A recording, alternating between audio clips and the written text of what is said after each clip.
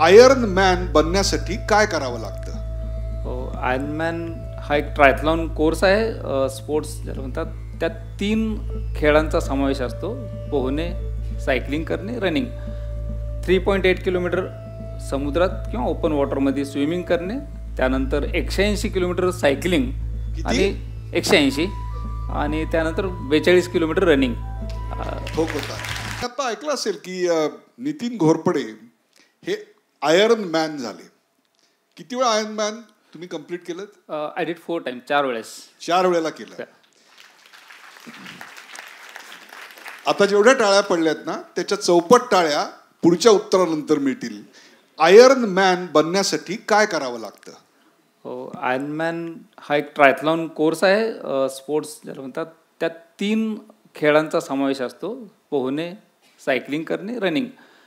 3.8 kilometre समुद्रात किंवा open वॉटरमध्ये swimming करणे, त्यानंतर 180 किलोमीटर सायकलिंग आणि 180 आणि त्यानंतर 42 किलोमीटर रनिंग.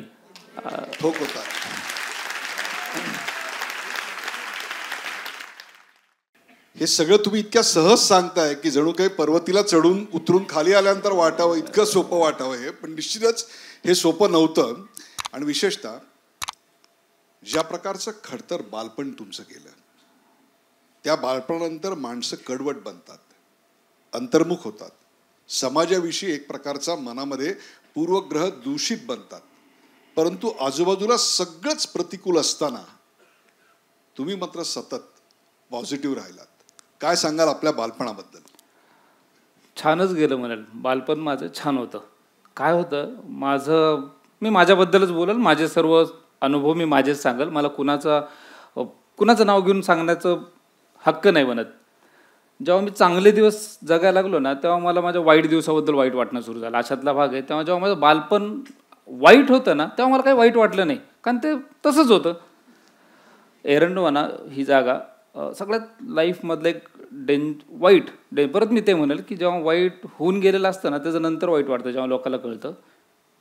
एरंडवण्यात घर होतं. माझे वडील मी वयाच्या 25पर्यंत 25 वेळा पण नाही पाहिलेले. आणि तिथं त्यांनी आम्हाला औरंगाबादहून पुण्याला शिफ्ट केलं. एक हिस्ट्री आहे, पण त्यात एक छोटासा क्षण. मला 2 आई आहे. माझ्या सावत्र भावाने येऊन रातोरात आमचं पूर्ण घर जाळलं आणि आम्ही सकाळी काही नव्हतो.